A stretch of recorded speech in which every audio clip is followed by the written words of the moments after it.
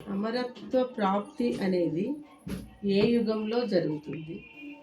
అమరత్వ ప్రాప్తి అంటే ఏమిటి? అమరత్వ ప్రాప్తిని అసలు ఎవరిస్తారు?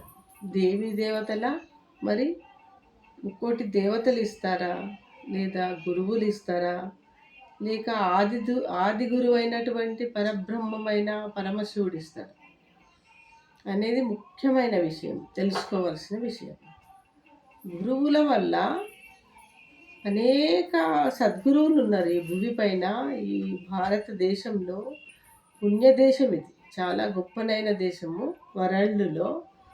అటువంటి ఈ దేశంలో అనేక సద్గురువుల యొక్క జన్మ అనేది జరిగింది. మరి అనేక సద్గురువులు అనేక విషయాలను, ఆధ్యాత్మిక విషయాలను బోధించడం అనేది జరిగింది. అందులో అమరత్వ ప్రాప్తి మరి ఏ యుగంలో లభిస్తుంది, ఎప్పుడు లభిస్తుంది, ఎవరిస్తారు? ముక్కోటి దేవతల, సద్గురువుల, మరి ఆది గురువైన పరబ్రహ్మమైన శివుడా అనేది మనకు ఒక పెద్ద డౌట్. కాబట్టి ఆ డౌటును ఆ భగవంతుడు నా ధ్యాన స్థితిలో నాకు అనుభవమైన విషయాన్ని మీ ముందు పెట్టడం అనేది జరుగుతుంది.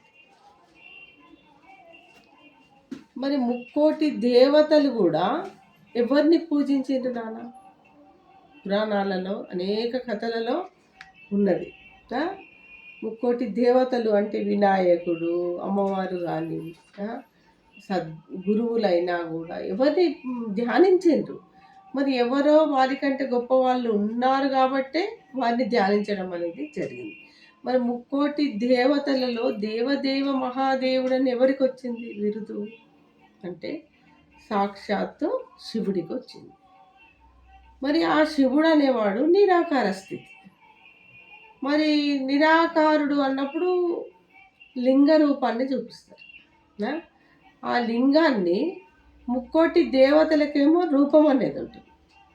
మరి నిరాకార తత్వమైన లింగానికి రూపం అనేది ఉండదు. అంటే ఆ నిరాకార తత్వమే దేనికి గుర్తు అంటే ఆత్మకి గుర్తు.